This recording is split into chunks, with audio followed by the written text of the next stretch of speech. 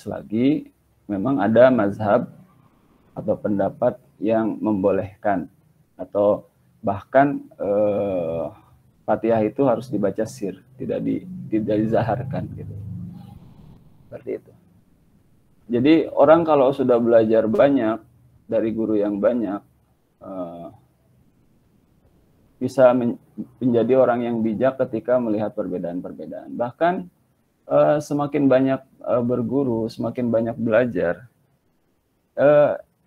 semakin merasa kurang.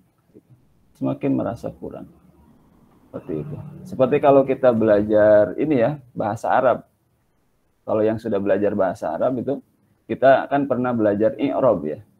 I'rob itu dimulai dari i'rob rofa. Jadi kalau rofa itu kan di atas, cirinya pakai domah. Jadi kalau baru belajar itu rofa itu tinggi. Orang baru belajar itu suka merasa tinggi, merasa paling pintar. Gitu. Tapi ketika dia belajar lagi, jadi nasob. Nasob itu mantap. Nasob itu fathah. Kemudian kalau belajar lagi, jadi apa? Jar. Jar itu kasroh. Kasroh itu jadi rendah. Gitu. Atau khofat. Jadi sering merendah. Gitu. Kalau dia kemudian belajar lagi, dia itu jadi sukun atau jazm. Sukun itu artinya apa? Sakinah, gitu. Tenang. Gitu. Atau huruf itu kan kalau disukun jadi huruf mati. Gitu. Jadi orang kalau sudah belajar banyak, itu jadi merasa bukan apa-apa gitu. Dan memang ya, kalau misalnya kita membandingkan ilmu Allah Subhanahu wa taala gitu dengan ilmu yang kita punya, itu seperti kalau kita mencelupkan jari kita ke dalam air samudra. Nah, air yang terambil di jari kita itu adalah ilmu yang Allah berikan kepada kita. Sedangkan ilmu yang belum kita ketahui adalah samudra itu. Jadi betapa sedikitnya ilmu yang kita punya. Jadi betapa tidak layaknya kita sebagai manusia sudah sudah belajar selama apapun atau sebanyak apapun, detailnya udah doktornya berderet gitu ya. Doktor di depannya, di belakangnya ada LC, MA, kemudian PhD gitu. Dan lain sebagainya sampai berjejer gitu. Itu belum apa-apa, itu hanya setetes. Apalagi yang baru belajar. Kita semakin tawadhu, semakin merasa bukan apa-apa. Nah ini Imam Jalaluddin Al-Mahalli ini belajar kepada banyak sekali guru.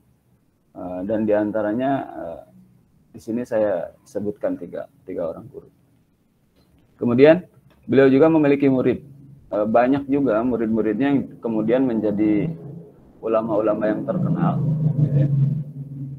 Di antaranya Imam Nuruddin Abdul Hasan Ali. Kemudian ada Syekh Burhanuddin Ibrahim. Kemudian ada Syekh Syihabuddin. Kemudian ada Syekh Khairuddin.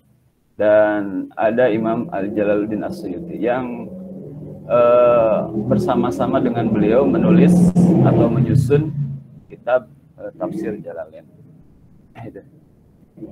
Nah itu sekilas tentang biografi Imam Jalaluddin Al-Mahalli. Kemudian penulis yang kedua adalah Imam Jalaluddin As-Suyuti yang tadi disebutkan adalah murid daripada Imam Jalaluddin Al-Mahalli. Jadi kitab Jalalain ini, ibu-ibu sekalian, pertama ditulis oleh Imam Jalaluddin Al-Mahalli itu diawali dari surat Al-Kahfi. Surat Al-Kahfi, kemudian surat Maryam, dan terus sampai surah surah An-Nas, kemudian surah Al-Fatihah. Kemudian beliau lanjutkan menulis surat Al-Baqarah, tafsir surat Baqarah. Tapi baru sedikit menulis surat Baqarah, keburu meninggal. Jadi tidak selesai penulis tafsir oleh Imam Jalaluddin Al-Mahalli. Nah, kemudian setelah itu banyak orang yang memohon kepada muridnya Imam Jalaluddin As-Suyuti supaya bisa melanjutkan tafsir ini.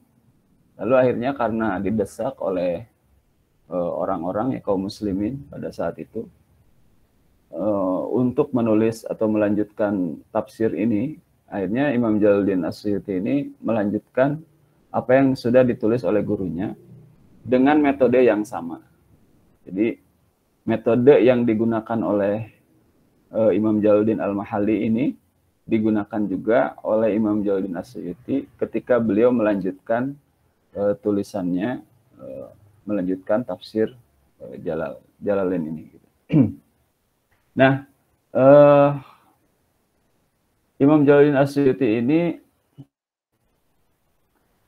lahir tahun 849 Hijriah dan wafat tahun 911 Hijriah. Jadi di abad ke-10 ya, 10 Hijriah. Gitu. Beliau juga berasal dari Mesir. Jadi memang di Mesir itu banyak banyak ulama gitu. Sampai sekarang juga banyak ulama di sana.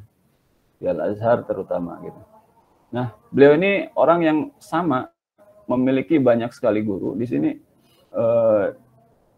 disebutkan 150 orang guru dan bahkan lebih sebenarnya. Nah, dan beliau menulis banyak juga banyak juga karangan.